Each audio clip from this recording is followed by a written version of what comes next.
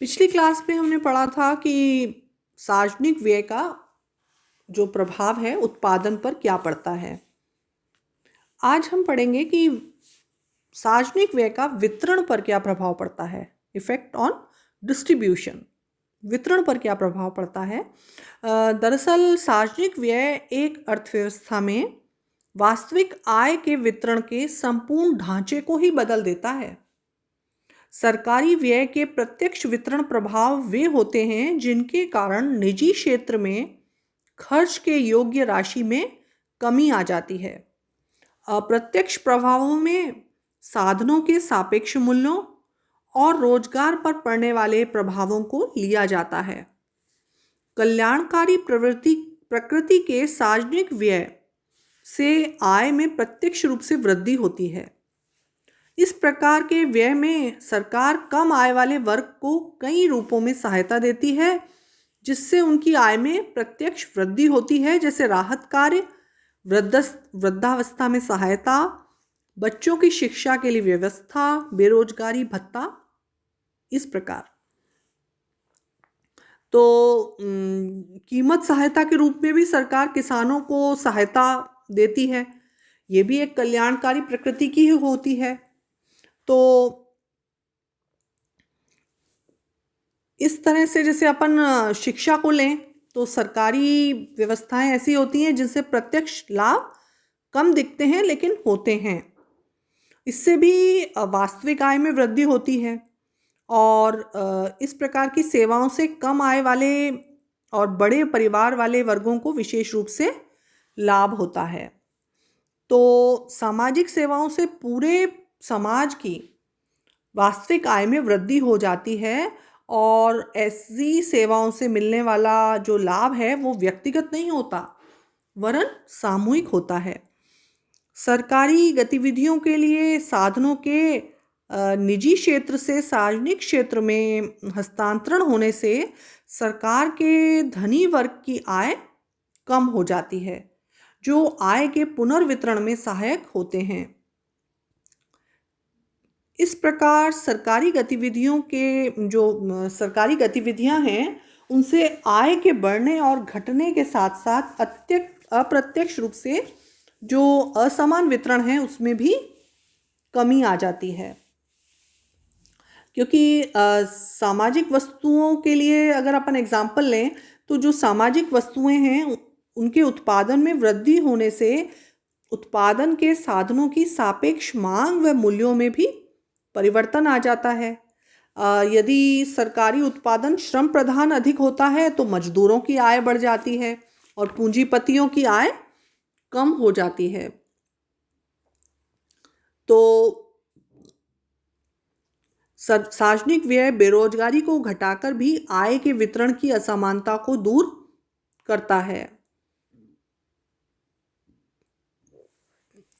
आय के वितरण को प्रभावित करने वाले जो सरकारी व्यय हैं वो 3 प्रकार के हो सकते हैं। जैसा पहला प्रगतिशील व्यय हो, इससे कम आय वाले वर्ग को अधिक और अधिक आय वाले वर्ग को कम लाभ प्राप्त होता हो, जैसे शिक्षा, स्वास्थ्य, मनोरंजन आदि पर किए जाने वाला सरकारी व्यय। ठीक है, इससे गरीबों को ज़्यादा फायदा होता है और अमीरों को कम होता है, इसलिए इसे प्रगतिशील माना जाता है इस तरह के व्यय। दूसरा है आनुपातिक व्यय, प्रोपोर्शनल एक्सपेंडिचर। तो जो सार्वजनिक व्यय से मिलने वाले लाभ व्यक्ति की आय के अनुपात में होते हैं, ठीक है, उसी अनुपात में होते हैं। तीसरा अवरोही व्यय, रिग्रेसिव एक्सपेंडिचर। इस प्रकार के सार्वजनिक व्यय से धनी वर्ग को मिलने वाले लाभ अधिक और निर्धन वर्ग को मिलने वाले लाभ कम होते हैं। तो प्रैक्टिकली व्यवहार में आनुपातिक व अवरोही सरकारी व्यय बहुत कम पाए जाते हैं और सरकार केवल प्रगतिशील व्यय से ही आय के असमान वितरण में कमी लाती है और इसी का समर्थन करती है। थर्ड है अन्य प्रभाव। इसके मामले में यह है स्थिरता पर ज़्यादा ध्यान देती है सरकार। जब व्यय करती है तो उसका जो प्रभाव पड़ता है वो आर्थिक स्थिरता पर बहुत पड़ता है, क्योंकि ये है भी बहुत इम्पॉर्टेंट। जब अपन ने केंद्रीय बैंक के उद्देश्य पढ़े थे तो उसमें आर्थिक स्थिरता का पढ़ा था, और वो राजकोषीय नीति के माध्यम से ये प्रभाव डालती है कि देश में आर्थिक स्थिरता बनी रहे। तो इस उद्देश्य की पूर्ति के लिए जो सरकारी व्यय होता है वो मुद्रा की पूर्ति बढ़ाने वाला होता है, और राहत कार्यों पर जो व्यय बढ़ता है सरकारी व्यय, वो भी इसी प्रकार का होता है। तो ये एक बहुत महत्वपूर्ण चीज़ है, और सरकारी व्यय को इसमें क्षतिपूरक संयंत्र के रूप में काम में लिया जाता है, क्योंकि मंदी काल में क्या होता है, उत्पादक व उपभोक्ता दोनों निराशावादी होते हैं, है ना। उत्पादक निजी मांग में कमी के कारण कीमत में गिरावट का अनुमान लगाते हैं, और साथ ही उनका लाभ भी कम होने की आशंका बनी रहती है। दूसरी ओर उपभोक्ता मूल्यों में अधिक गिरावट की आशा से क्या करते हैं, वर्तमान उपभोग को स्थगित कर देते हैं, और इन दोनों बातों का सम्मिलित प्रभाव क्या होता है, निजी उपभोग और निवेश व्यय कम हो जाते हैं, और इसके फलस्वरूप क्या होता है, बचत की प्रवृत्ति बढ़ जाती है, संग्रह की मात्रा बढ़ जाती है। तो ऐसी अवस्था में सरकार का क्या काम होता है, निजी खर्च में कमी के कारण आय व मांग व आय में हुई कमी को दूर करने के लिए सार्वजनिक व्यय को बढ़ाए, और इसी को क्या कहते हैं, क्षतिपूरक व्यय। तो निजी व्यय में जितनी अधिक कमी होती है संग्रह की प्रवृत्ति बढ़ती जाती है, तो सरकारी व्यय आवश्यक हो जाता है। ये कीन्स ने बहुत इम्पॉर्टेंट थ्योरी बताई थी, और ये बताया था कि सरकार को व्यय करना चाहिए और उसी अनुपात में बढ़ाना चाहिए जिस अनुपात में निजी व्यय कम होता जा रहा है। इसी तरह घाटे का बजट का जो महत्व है वो बताया कि जो क्षतिपूरक सार्वजनिक व्यय की नीति घाटे के बजट को बनाकर अपनाई जा सकती है, क्योंकि जहां चालू व्यय आय से अधिक होता है, और इस स्थिति में सरकार क्या करती है, राहत कार्यों पर खर्च करती है, जिससे बेरोजगारों को मदद मिलती है। ठीक।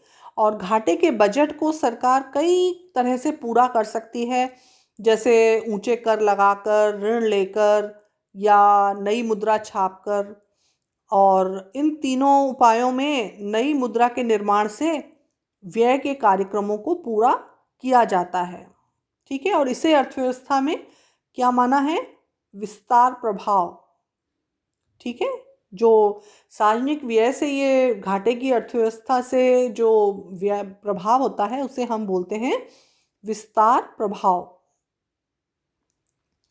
तो इसमें ये है कि क्षतिपूरक व्यय की ये जो विशेषता है उससे ये है कि अधिकतम राष्ट्रीय आय प्राप्त होनी चाहिए, और जो ये व्यय है वो प्रतिस्पर्धी नहीं होना चाहिए बल्कि पूरक होना चाहिए।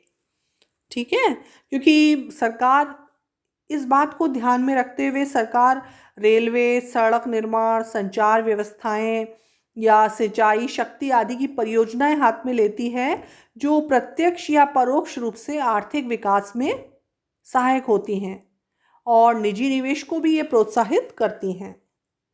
ठीक है, इसके अलावा है विकास की ऊंची दर। तो सार्वजनिक व्यय का जो प्रभाव है उसमें ये माना जाता है कि सार्वजनिक व्यय से विकास की ऊंची दर भी प्राप्त की जा सकती है। दरअसल सभी देशों में आर्थिक विकास की ऊंची दर का उद्देश्य मेन है, आधारभूत है।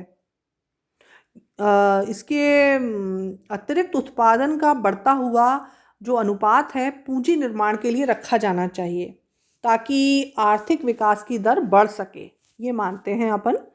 तो इस लक्ष्य की प्राप्ति हेतु सरकारी व्यय में दो प्रकार से परिवर्तन किए जा सकते हैं। पहला है सरकारी बजट को बढ़ाया जा सकता है, और दूसरी बात है कि सरकारी आय का एक भाग विकास व्यय को पूरा करने में के लिए रखा जा सकता है।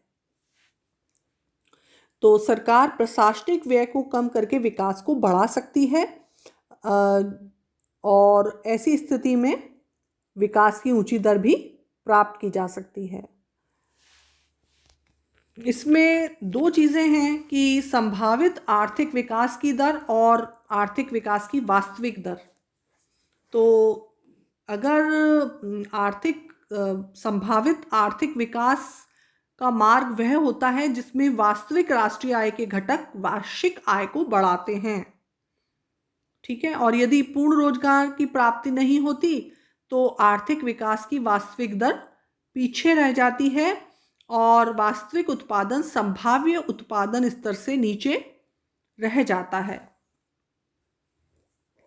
फिर है संतुलित आर्थिक विकास के लिए सामाजिक व्यय। लास्ट में हम पढ़ेंगे कि सरकार का उद्देश्य ये भी रहता है कि संतुलित विकास हो, तो उसके लिए सार्वजनिक व्यय किस तरह से किया जाए। तो विकास कार्यक्रमों के मध्य प्राथमिकताएं निर्धारित की जाती हैं। यह प्राथमिकता देश में उपलब्ध साधनों पर निर्भर करती हैं। सरकारी व्यय उन्हीं क्षेत्रों में अधिक किया जाता है जिससे संतुलित आर्थिक विकास के लक्ष्य की प्राप्ति हो सके, और इसके लिए विकास कार्यक्रमों में कृषि तथा निर्यात क्षेत्र पर अधिक व्यय किया जाता है। परंतु जहां तक संतुलित विकास का प्रश्न है, उद्योग, मशीन व सेवाओं के क्षेत्र पर भी व्यय किया जाना आवश्यक होता है। और सरकार ये प्रयास करती है कि सार्वजनिक व्यय इस प्रकार से हो कि विकास संतुलित आर्थिक विकास हो।